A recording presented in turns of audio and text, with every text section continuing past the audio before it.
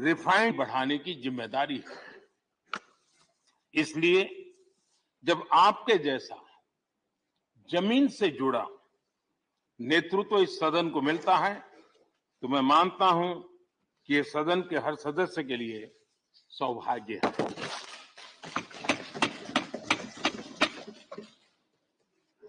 आदरणीय सभापति जी, राज्यसभा देश की महान लोकतांत्रिक विरासत की एक संवाहक भी रही है और उसकी शक्ति भी रही है।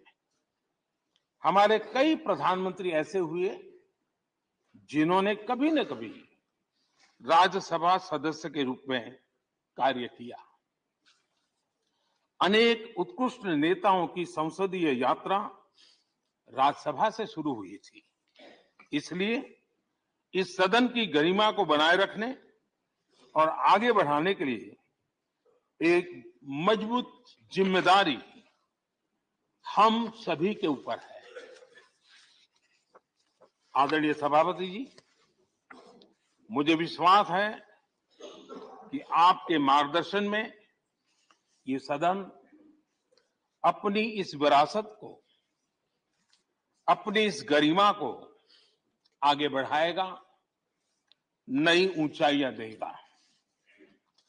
सदन की गंभीर चर्चाएं, लोकतांत्रिक विमर्श लोकतंत्र की जननी के रूप में हमारे गौरव को और अधिक ताकत देंगे। आदरणीय सभापति महोदय जी, पिछले सत्र तक हमारे पूर्व उपराष्ट्रपति जी और पूर्व सभापति जी इस सदन का मार्गदर्शन करते थे और उनकी शब्द रचनाएं, उनकी तुकबंदी सदन को हमेशा प्रसन्न रखती थी।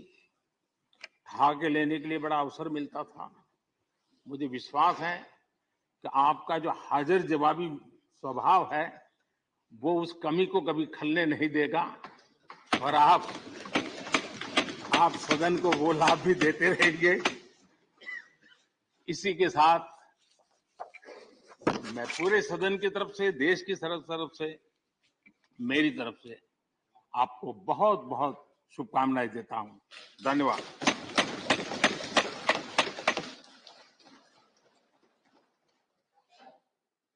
Honourable deputy chairman. आदरणीय सभापति जी, उच्च सदन राज्यसभा के आज उच्च आसन ग्रहण करने पर आपको बहुत बहुत बधाई। शीतकालीन सत्र के पहले दिन बहुत गर्मजोशी व आत्मीयता से आपका अभिनंदन। सदन के इतिहास में इस आसन पर बैठने वालों का गौरवपूर्ण इतिहास है। अपने अपने तरीके से सदन के कामकाज को सुचारू रूप से चलाने में सबका महत्वपूर्ण योगदान है।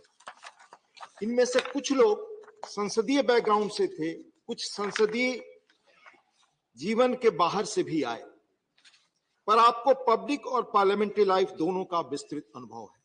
माननीय प्रधानमंत्री जी ने बहुत विस्तार से आपके जीवन के बारे में बताया। आप साधारण किसान परिवार में जन्मे, स्कूल की आरंभिक शिक्षा गांव में हुई। इसके बाद तरह तरह के संघर्ष व कठिनाइयों के बीच अपनी प्रतिभा के बल आप सैनिक स्कूल चित्तौड़गढ़ पहुंचे।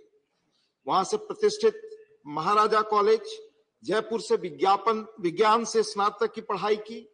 फिर लॉ की डिग्री आपने राजस्थान विश्वविद्यालय से ली। इसके बाद जिला स्तर से लेकर हाई कोर्ट और सुप्रीम कोर्ट तक लंबे समय तक वकालत की, यानी ग्रास रूट से लेकर ऊपर तक लीगल सिस्टम का भी लंबा और समृद्ध अनुभव आपको है। फिर आप विधानसभा और लोकसभा के सदस्य रहे। आप केंद्र सरकार में मंत्री रहे, जहां संसदीय मंत्रालय का कामकाज आपने संभाला। इसके बाद राज्यपाल का दायित्व भी संभाला। इस तरह गांव के परिवेश से निकलकर लीगल और संसदीय क्षेत्रों का लंबा और समृद्ध अनुभव लेकर आज आप इस मुकाम पर पहुंचे हैं।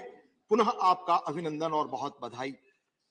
ऐसा मानता हूं कि आपके रिच एक्सपीरियंस के साथ लंबा सार्वजनिक जीवन आपको इस सदन के संचालन एवं माननीय सदस्यों के संरक्षक जैसी चैलेंजिंग भूमिका का बहुत बेहतर ढंग से निर्वाह में मदद करेगा। आपके सौम्य स्वभाव और व्यवहार कुशलता के संदर्भ में हिंदी मुहावरे को पुनः मैं रिपीट कर रहा हूं, जो माननीय प्रधानमंत्री जी ने कहा, सोने पे सुहागा जैसी बात है। सदन के कामकाज में हम सबका सहयोग आपको हमेशा मिलेगा। आपको पुनः बधाई व शुभकामनाओं के साथ अपनी बात खत्म करता हूं। आपने बोलने का मौका दिया, बहुत बहुत धन्यवाद। Honorable Leader of the Opposition.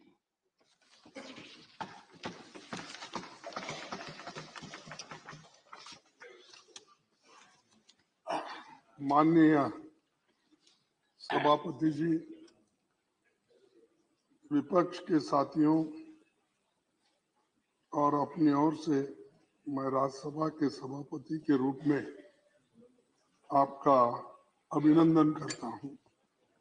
देश के दूसरे सबसे बड़े संवैधानिक पद उपराष्ट्रपति की जिम्मेदारी आपने 11 अगस्त 2022 को संभाल ली थी। वैसे तो व्यक्तिगत तौर पर आपसे मिलकर आपको बधाई दे चुका हूं, लेकिन अपर हाउस में सभापति के रूप में आपके स्वागत का मौका हमें आज मिला है। प्रधानमंत्री जी ने आपके कामकाज के बारे में और व्यक्तित्व के बारे में बहुत कुछ हमें बताए और बहुत कुछ रोशनी उन्होंने डाली। मैं वो फिर से दोहराना नहीं चाहता। मैं एक जरूर कहना चाहता हूं कि अपर हाउस के संरक्षक के रूप में आपकी भूमिका बाकी भूमिकाओं से बहुत बड़ी है।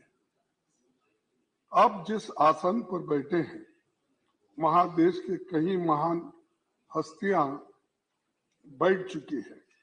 हमारे 6 सभापति बाद में भारत के राष्ट्रपति भी बने। आप भूमि पुत्र हो, जैसा कि प्राइम मिनिस्टर ने कहा कि किसान के पुत्र, तो मैं तो भूमि पुत्र कहूंगा। राजस्थान के एक गांव से उपराष्ट्रपति और राज्यसभा के सभापति जैसे बड़े ओहदे तक आप पहुंचे हैं। संसदीय परंपराओं को आप समझते हैं।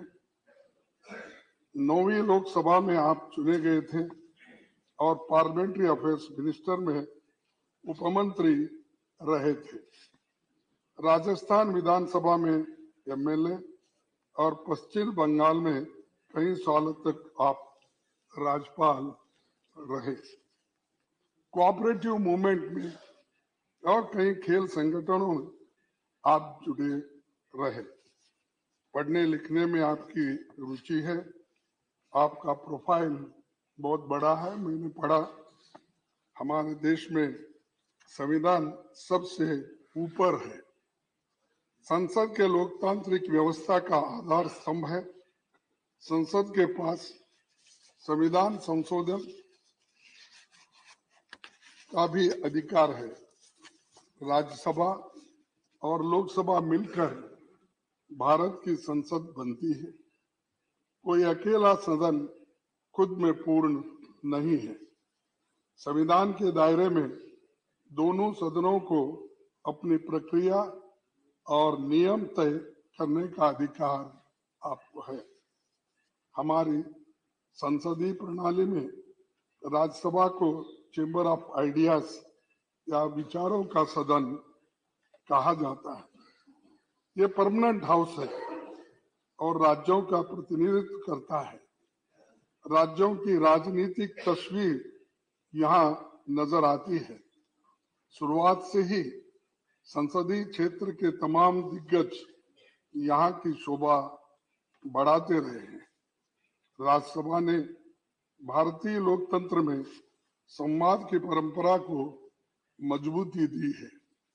अलग अलग विचारधाराओं की राजनीति का केंद्र होने के बाद भी यहाँ सबका लक्ष्य देश की तरक्की और उन्नति के बारे में हम हमेशा सोचते रहते हैं और सभी यही चाहते हैं जनता के सवालों पर गंभीर चर्चा हो और समस्याओं का समाधान निकाले। आपको सभा के दोनों पक्षों की हालत, नियमों, मेंबर्स के अधिकारों और भावनाओं की जानकारी है। जैसे संसद दो सदनों के मिलकर बनती है, उसी तरह लोकतंत्र सत्ता पक्ष और विपक्ष के दो पहियों पर चलता है। दोनों का अपना महत्व है, इसीलिए तो लोकतंत्र, इसी को तो लोकतंत्र यशस्वी बनाया जा सकता है। बाबा साहब ने संसद की कार्यवाही को असरदार बनाने के लिए दोनों सदनों के लिए स्वतंत्र सचिवालय के गठन की बात कही थी। पंडित जवाहरलाल नेहरू जी के प्रयासों से राज्यसभा सांसदों को पब्लिक अकाउंट्स कमेटी और कमेटी ऑन पब्लिक अंडरटेकिंग्स जैसी फिनेंशियल समितियों की सदस्यता मिली थी। पंडित जवाहरलाल नेहरू जी ने कभी राज्यसभा के अधिकार को कम नहीं होने दिया। 1953 में बजट सत्र के दौरान उन्होंने साफ कहा था कि लोकसभा और राज्यसभा मिलकर भारत की संसद बनाते हैं।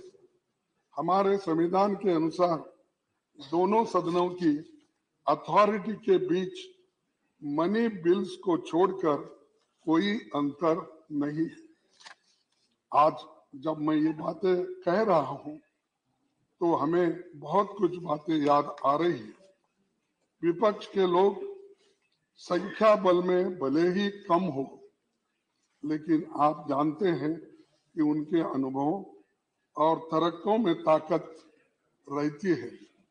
लेकिन समस्या ये है कि इनकी जगह नंबरों की गिनती होती है, ना कि विचारों के बारे में सोचा जाता है। एक दूसरी दिक्कत ये भी है कि हाउस की सिटिंग्स कम होने के कारण जनता के मुद्दों पर चर्चा के लिए उचित समय नहीं मिल पाता। गरीबों, दबे कुचले और SC/ST, किसानों और अत्याचार के शिकार महिलाओं की हालत पर ढंग से बातें नहीं रख पाते और बिल्स भी बहुत जल्दबाजी में पास होते। पहले जहां संसद में साल के 100 दिनों से ज्यादा चलती थी, अब 60 से 70 दिन भी नहीं चल पाती। लेकिन हमारी आबादी, अपेक्षाएं और समस्याएं बड़ी है।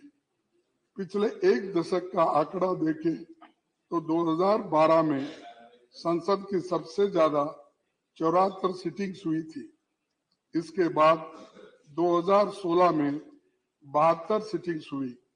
हाउस में सिटिंग्स बढ़ेगी तो अच्छा नतीजा निकलेगा और मैं आपसे आशा करता हूं कि आपके नेतृत्व में चर्चा के दिन बढ़ेंगे। सभापति जी, आप तो कानून के जानकार हैं। आप इसे अच्छी तरह समझे कि कानून अगर जल्दबाजी में बनते हैं तो उनमें खामियां होते हैं और सुप्रीम कोर्ट, हाई कोर्ट के जो जजेस है उनकी टीका टिप्पणी भी हम पे होती रहती है। कई जजेसों ने भी ये काम किया है, उनका सही तात्पर्य नहीं निकलता और ऐसे कानूनों की क्वालिटी पर सुप्रीम कोर्ट और हाई कोर्ट की टिप्पणियां करता है। ये हमारी संसद की प्रणाली की सेहत और इमेज को ठीक नहीं लगता। तो इसलिए हम चाहते हैं कि बिल्स को ठीक से एग्जामिन करने के काम को सेलेक्ट, ज्वाइंट और निचले सदन में स्टैंडिंग कमेटी, इस विभाग संबंधी संसदीय समिति को ज्यादा से ज्यादा भेजा जाए और बिल्स को इन समितियों में भेजे जाए, वहां इन पर विस्तार से चर्चा हो। राज्यसभा का यही मुख्य काम भी है।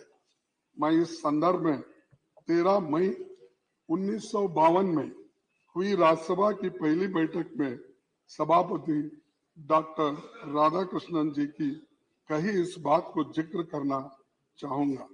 उन्होंने कहा था, हमें इस देश की जनता के लिए ये बात न्यायोचित ठहराने के लिए पूरी ताकत के साथ जुट जाना चाहिए कि जल्दबाजी में पारित किए जाने वाले कानून पर रोक लगाने के लिए सेकंड चेंबर की जरूरत है।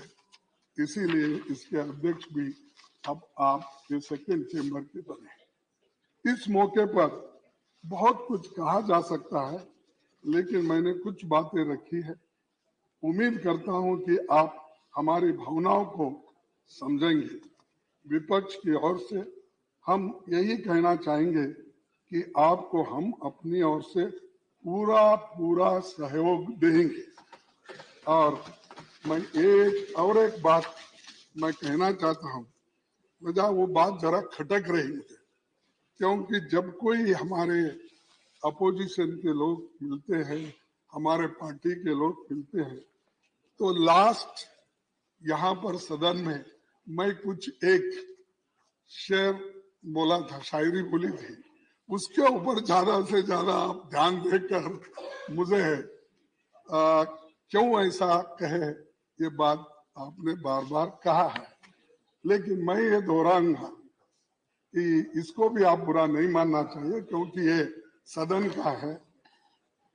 मेरे बारे में कोई राय मत बनाना गालिब, मेरे बारे में कोई राय मत बनाना गालिब, मेरा वक्त भी बदलेगा, तेरी राय भी बदलेगी। तो ये कहते हुए मैं आपको धन्यवाद देता हूं, और ये सदन बहुत सुरक्षित चलेगा और हम पूरी कोशिश करेंगे हर बात पर आपको सहकार देने के लिए। धन्यवाद। Shri Derek O'Brien.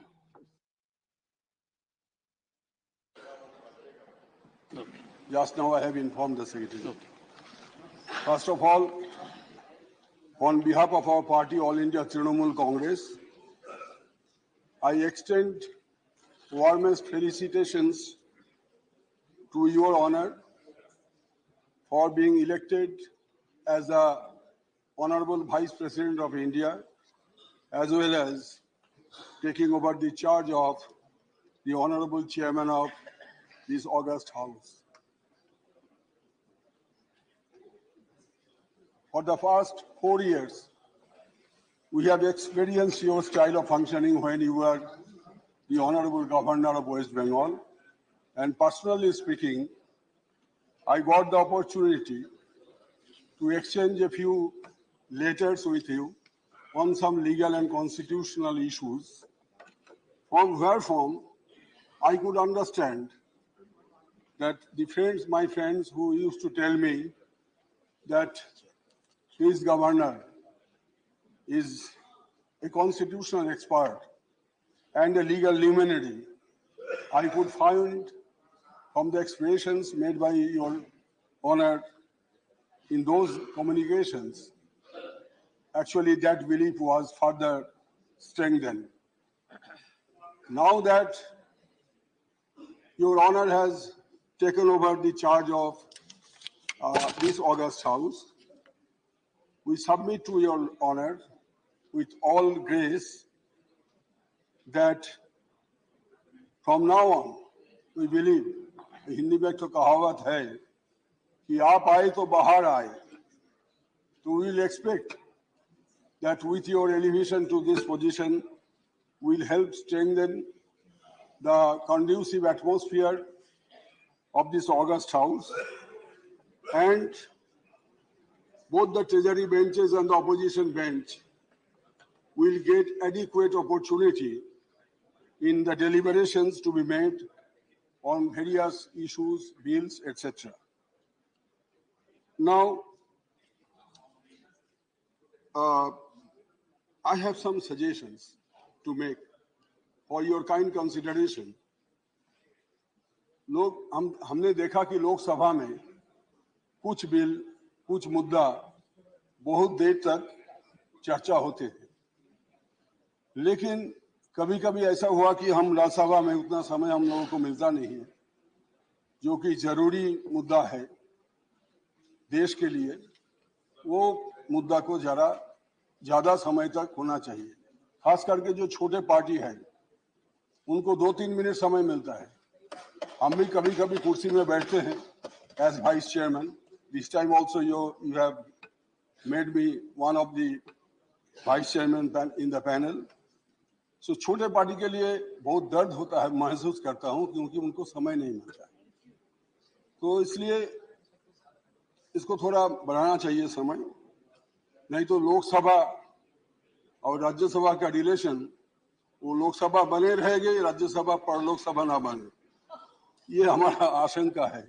जिस तरह समय कम होते जा रहा है धीरे धीरे, मैंने पिछले 11 साल में देखा, तो इसको मेरा आपसे निवेदन है मेरा। दूसरा, जैसे कि हमारे honourable leader of the opposition ने बताया कि scrutiny of the bills, that is very important by the standing committees and at times by the select committee also. This is my second suggestion. And the third suggestion, because it is required for better legislation, unless the bills are scrutinized properly, either by the standing committee or by the select committee at times, then mere discussion will not will be helpful. Our party's further suggestion is that we require one short duration discussion or calling attention, either or, per week. Half an hour discussion or the short duration discussion or calling attention. And there is rule 267, which is very sparely adhered to for reasons not known to us. But there was time we have experienced that on greater issues, national issues, discussion on under Rule 267 was allowed very frequently. My only suggestion would be that at least per session, one issue under 267 may be taken up. Yes. This is my suggestion.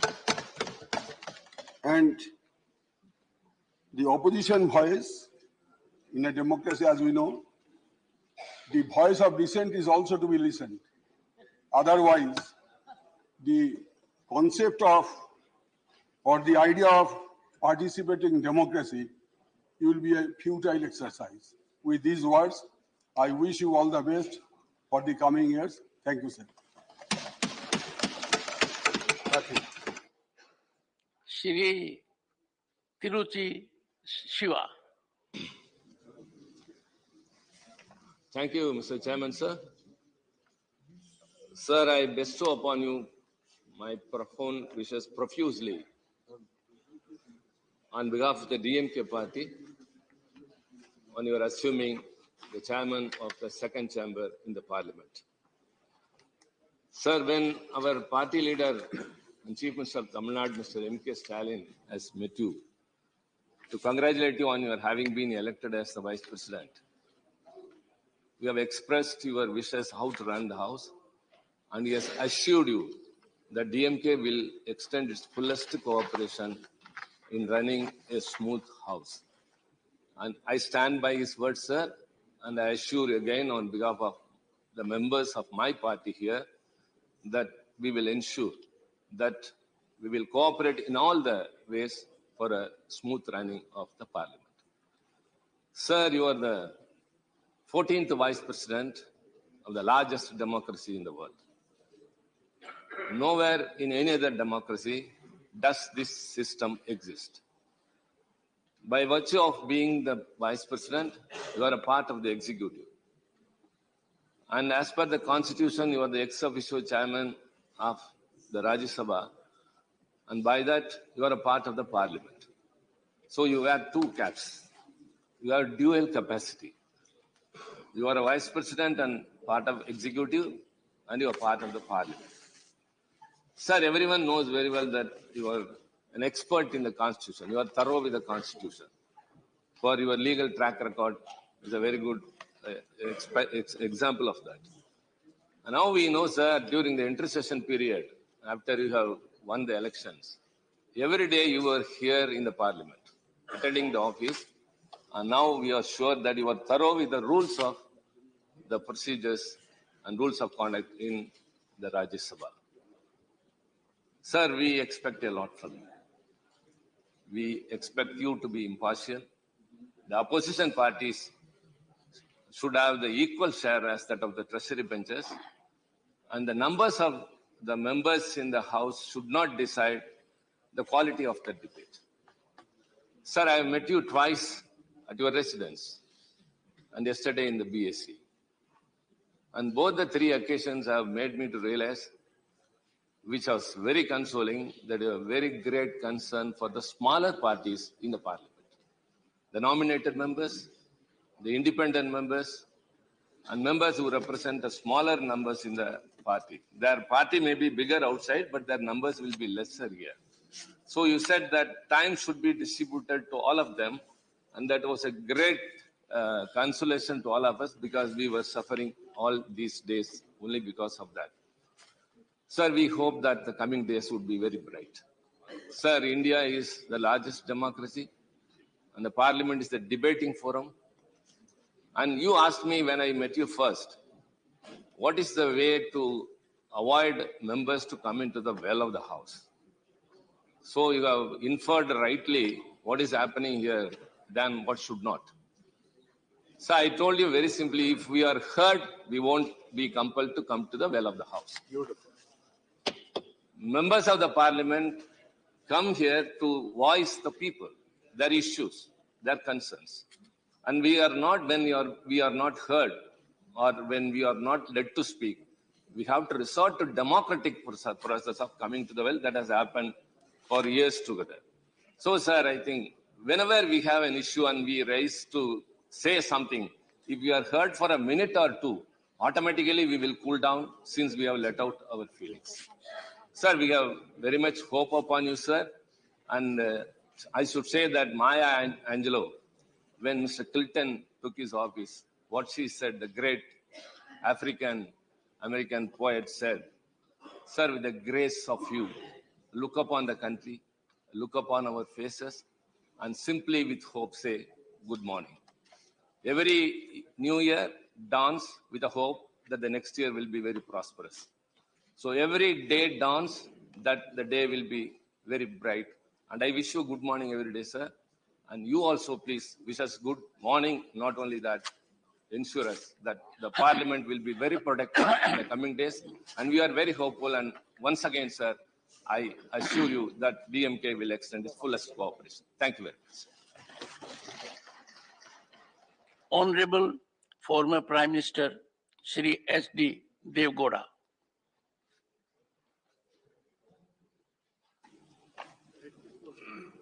So you want to sit and speak?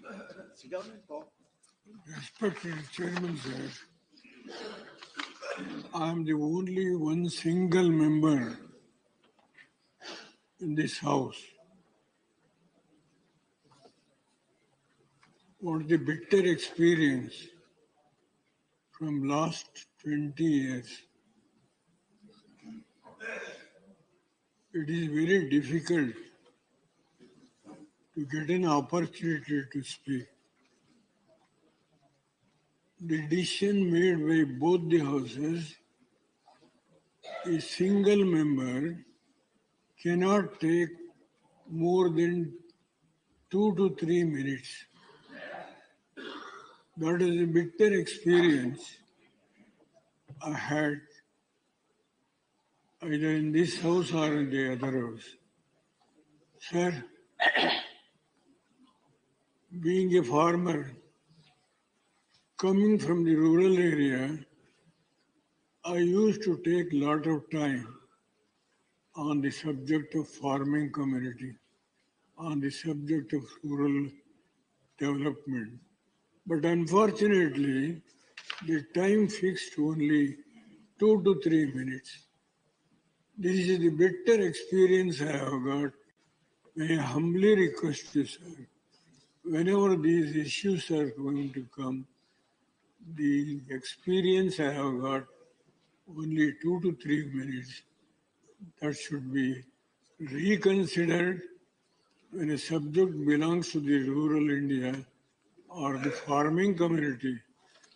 Any development thing, I don't want to take unnecessary time of the House. This is only request I would like to make to the Honorable Chairman and the Vice President of India. With these words, I once again thank you very much, sir. If you allow me to speak few minutes more on the issue of farming community and also rural development. This is a humble request, Mr. Vice President and the Chairman of this House.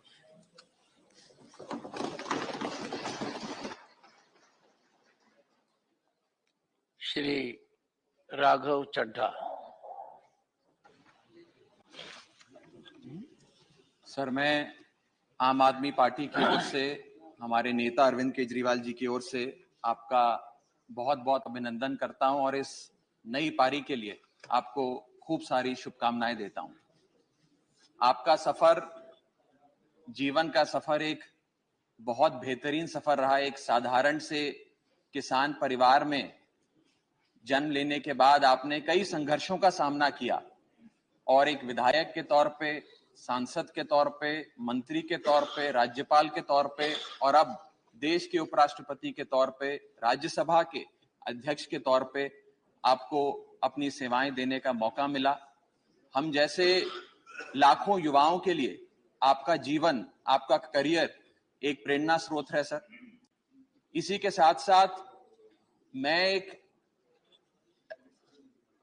कृषि प्रधान सूबे का प्रतिनिधित्व इस सदन में कर रहा हूं, उसका एक रिप्रेजेंटेटिव बनके इस सदन में आया हूं और ये मेरा मानना है कि क्योंकि आप एक किसान परिवार से आते हैं, आपका परिवार सदैव से खेती और किसानी से जुड़ा रहा है, तो इस देश के किसानों के मुद्दे इस सदन में गूंजेंगे और उनके अधिकारों की बात होगी। इसी के साथ साथ सर, बीते कुछ हफ्तों में जब से आप उपराष्ट्रपति बने, आपने इस सदन के लगभग सारे सदस्यों से एक व्यक्तिगत रिश्ता सा बनाया है।